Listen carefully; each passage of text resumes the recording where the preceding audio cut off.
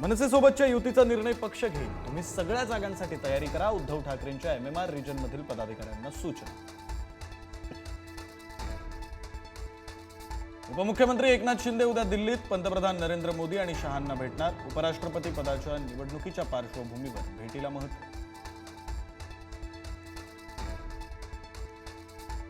अजितदादा मुख्यमंत्री झाल्याशिवाय शांत बसायचं नाही. मंत्री हसन मुश्रीफांचं वक्तव्य. मुश्रीफांच्या वक्तव्यानं पुन्हा चर्चांना उधाण.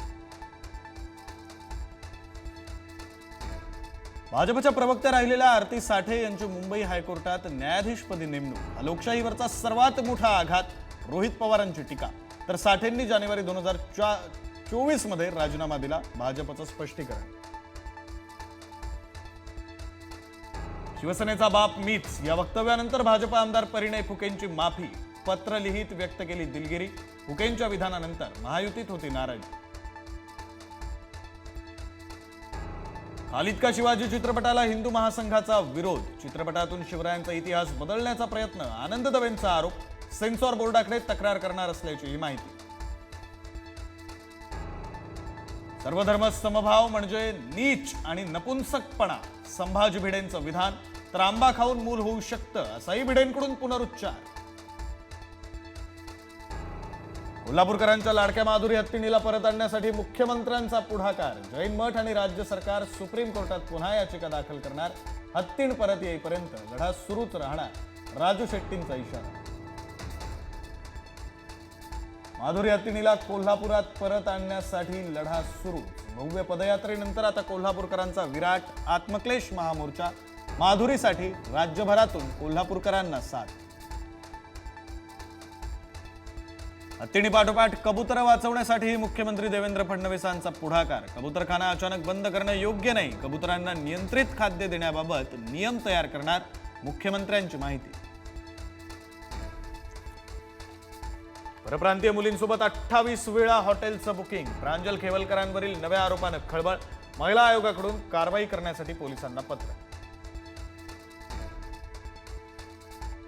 ओला, उबर, रॅपिडोच्या धर्तीवर राज्य सरकार स्वतःचं ॲप विकसित करणार. एसटी महामंडळाची आर्थिक स्थिती सुधारण्यासाठी महत्त्वपूर्ण निर्णय. वाढवण बंदर आणि समृद्धी महामार्गाला जोडणाऱ्या रस्त्याला राज्य मंत्रिमंडळ बैठकीत मंजुरी. इगतपुरीच्या भरवीर एक्झिटच्या जागेवर सुरू होणार वाढवणचा कनेक्टर. चालत्या रिक्षात अचानक प्रवाशाच्या डोक्यात घुसली सळई. कल्याण ठाणे मेट्रो 5च्या मार्गावरील पिलरची सळई घुसली डोक्यात. सळई घुसल्यानं जखमी तरुणावर खासगी रुग्णालयात उपचार. नागपुरात येस बँकेविरोधात मनसे आक्रमक. हप्ते थकल्यानं बँकेनं थेट जेसीबी विकला. हप्ता भरण्यासाठी गेल्यानंतर जेसीबी धारकाच्या लक्षात आली बाब. मनसे कार्यकर्त्यांकडून बँक कर्मचाऱ्यांना मारहाण. पाठीवरही फासलं काळ.